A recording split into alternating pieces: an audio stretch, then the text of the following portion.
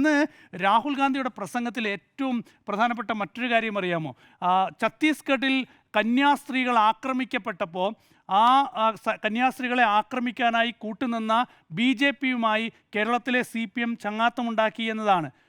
ഈ ഛത്തീസ്ഗഡിൽ കോൺഗ്രസ് ഭരിച്ചിരുന്ന സമയത്ത്, അവിടുത്തെ ഭൂപേഷ് ബാഗൽ ഭരിച്ചിരുന്ന സമയത്ത് എത്ര ആക്രമണങ്ങളാണ് കന്യാസ്ത്രീകൾക്ക് നേരെ ഉണ്ടായിരുന്നത്, അവിടുത്തെ ക്രിസ്തീയ സഭകൾക്ക് നേരെ, അവരുടെ സ്ഥാപനങ്ങൾക്ക് നേരെ ഉണ്ടായിരുന്നത്. മധ്യപ്രദേശിൽ കോൺഗ്രസ് ഭരിച്ചുകൊണ്ടിരുന്ന സമയത്ത്, കമൽനാഥ് അവിടുത്തെ മുഖ്യമന്ത്രിയായിരുന്ന സമയത്ത് ഒരുപാട് ക്രിസ്തീയ സ്ഥാപനങ്ങൾ ആക്രമിക്കപ്പെട്ടല്ലോ. അന്ന് എവിടെയായിരുന്നു കോൺഗ്രസ് എന്ന് പറയുന്നത്? കാന്തമാലിൽ ക്രിസ്തീയ സ്ഥാപനങ്ങൾക്ക് നേരെ, ക്രൈസ്തവർക്ക് നേരെ എത്ര വലിയ ആക്രമണങ്ങളാണ് മുൻകാലങ്ങളിലൊക്കെ തന്നെ ഉണ്ടായിട്ടുള്ളത്.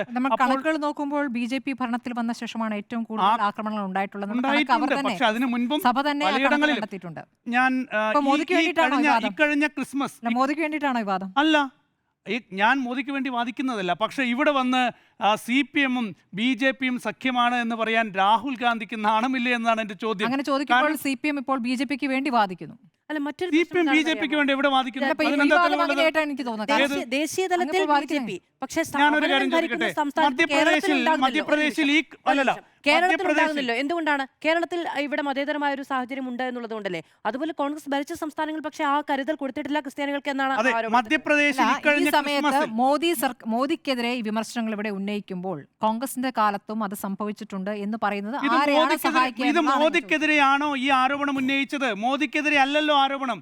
ഈ ആരോപണം ഉന്നയിക്കുന്ന പിണറായി വിജയനെതിരെയാണ്. ഈ ആരോപണം ഉന്നയിക്കുന്ന CPMനെതിരെയാണ്.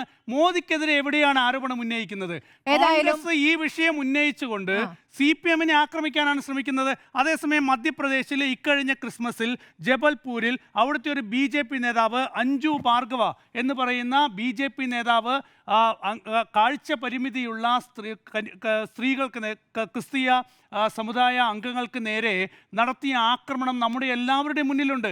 അതിൻ്റെ വീഡിയോ നമ്മളെല്ലാവരും കണ്ടതാണ്. അവർക്കെതിരെ കേസെടുത്തിട്ടില്ല.